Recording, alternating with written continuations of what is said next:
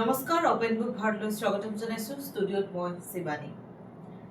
যোৱা পৰহি নলবাৰীত যিটো লোমহৰ্ষক ঘটনা সংঘটিত হ'ল সেয়া আমি সকলোৱে ইতিমধ্যে গম পাইছো আৰু যিগৰাকী নায়ক আছিল ৰ'জ আলী, ইতিমধ্যে ৰ'জ আলীক এনকাউণ্টাৰ কৰিছে আৰু লগতে মৃত্যুবৰণ কৰিছে এই লাভ জিহাদৰ ঘটনাৰ নায়কে।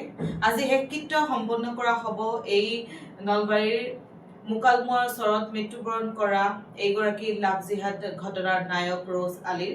ইতিমধ্যে সেই অঞ্চলৰ দাঁতিকাষৰীয়া 5খনকৈ গাঁৱৰ ৰাইজে ৰ'জ আলীৰ জানাজাত অংশগ্ৰহণ নকৰাৰ লগতে যি আছিল ৰাজহুৱা কবৰস্থান সেই কবৰস্থানত কবৰ নিদিয়াৰ সিদ্ধান্ত গ্ৰহণ কৰিছে। লগতে পৰিয়ালটিক এঘৰীয়া কৰিছে স্থানীয় 5খনকৈ গাঁৱে, যাৰ বাবে আজি আত্মীয়ৰ ঘৰৰ কাষতেই ৰ'জ আলীৰ জানাজাৰ ব্যৱস্থা কৰা হৈছে। পুৱাৰ ভাগৰ পৰা নলবাৰী আৰক্ষী প্ৰশাসনে কটকটীয়া ব্যৱস্থা গঢ়ি তুলিছে, সেয়া আমি সকলোৱে দেখিছো।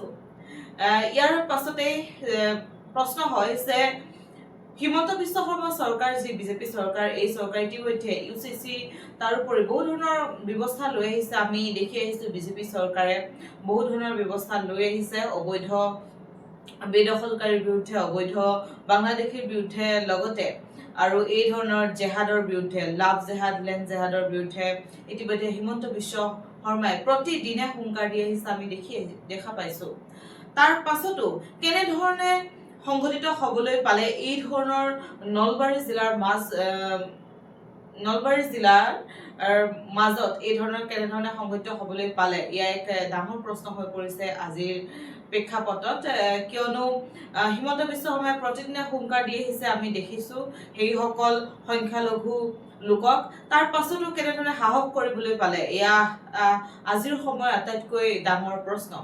ইয়াৰ পাছতে এটা কথা নিশ্চয় জনাব লাগিব যে কেনে আছে সেইগৰাকী যুৱতী মৃদুমিতা বৰ্মন, যিগৰাকী যুৱতীৰ বাবে এই ঘটনা সংঘটিত হৈছিল আৰু যিগৰাকী যুৱতীৰ ঘনিষ্ঠ সম্বন্ধীয় ককায়েক মাধুৰ্য বৰ্মন, ঘৰখনৰ একমাত্ৰ পুত্ৰ সন্তান, তেখেতে এই লাভ জেহাদৰ বলি হ'ল, অকালতে প্ৰাণ ত্যাগ কৰিলে। কিয়নো চুৰিকাঘাটত নিহত হৈছিল মাধুৰ্য বৰ্মন, লগতে গুৰুতৰভাৱে আহত হৈ সেইগৰাকী যুৱতী মৃদুমিতা বৰ্মন ইতিমধ্যে GMCHত তেখেত চিকিৎসাধীন হৈ আছে, যথেষ্টভাৱে অসুস্থ হৈ পৰিছে। যদিও সংকটজনক অৱস্থাৰ পৰা কিছু পৰিমাণে সকাহ পাইছে, তথাপিতো মানসিকভাৱে অস্থিৰ হৈ পৰিছে এগৰাকী যুৱতী, কিয়নো এই ধৰণৰ ঘটনা সংঘটিত হোৱাৰ পাছত। আৰু লগতে যুৱতীগৰাকীৰ বাওঁফালৰ হাওঁফাও পৰ্যন্ত চুৰিয়ে আঘাত কৰিছে বুলি জানিবলৈ দিছে GMCHৰ অধ্যক্ষই। এনেধৰণে যি আচলতে ইমান এটা ডাঙৰ পৰ্যায়লৈ পৰিগণিত হ'ল এই ঘটনা, তাৰ বাবে আৰক্ষী প্ৰশাসন সমগ্ৰ ৰাজ্য কঁপি উঠিছে, যাৰ বাবে সেইজন নায়ক ৰ'জ আলীক ইতিমধ্যে এনকাউণ্টাৰ কৰিছে। কিয়নো আৰক্ষী প্ৰশাসনৰ পৰা পিষ্টল কাঢ়ি লৈ পলাবলৈ চেষ্টা কৰিছিল, যাৰ বাবে আৰক্ষীয়ে গুলিয়াবলৈ সক্ষম হ'ল আৰু গুলিওৱাৰ লগে লগে তেখেতে প্ৰাণ ত্যাগ কৰিছে। আৰু এই ধৰণৰ ঘটনাই আচলতে আজিৰ দিনত ইমান এটা পৰ্যায় হোৱাৰ পাছত, চৰকাৰ প্ৰশাসনে ইমান ধৰণৰ এটা কঠোৰ ব্যৱস্থা লোৱাৰ পাছতো এই ধৰণৰ ঘটনাই আচলতে সমাজখনক পুনৰ বিশৃংখল কৰি তুলিছে, সমাজত পুনৰ যি ভেদভাৱ, সেই ভেদভাৱৰ সৃষ্টি কৰিছে। কিয়নো বহু লোকে কৈছে যে এই যি ৰ'জ আলী আছিল নলবাৰীৰ, তেখেত কোনো ধৰণৰ অবৈধ বাংলাদেশী নহয়, তেখেত হৈছে নলবাৰীৰ এজন খিলঞ্জীয়া অসমীয়া মুছলমান যুৱক। সেই প্ৰশ্ন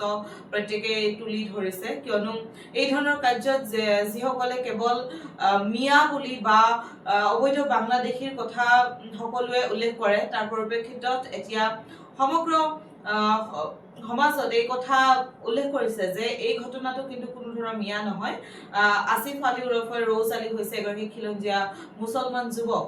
তাৰোপৰিও সেই ধৰণৰ নিজৰ এজন খিলঞ্জীয়া যুৱক হৈ কেনেধৰণে এনেধৰণৰ ঘটনা সংঘটিত কৰিবলৈ পালে, এই ধৰণৰ লাভ জেহাদ প্ৰেমজনিত কাৰণত ইমান ডাঙৰ এটা ঘটনা সংঘটিত হ'ল, এই কথাক লৈ ইতিমধ্যে সকলো ৰাইজ, আচলতে সকলো জনসাধাৰণ, অসমৰ ৰাজ্য জোকাৰি গৈছে এই ঘটনাই। আৰু এই ঘটনাৰ লগত তাৰোপৰি চাঞ্চল্যকৰ তথ্য যে এই ঘটনাৰ লগত কেৱল সেই যুৱকজন নহয়, সেই যুৱকজনক আৰু যুৱকে সহায় কৰিছে বুলি ইতিমধ্যে স্থানীয় লোকে অৱগত কৰিছে।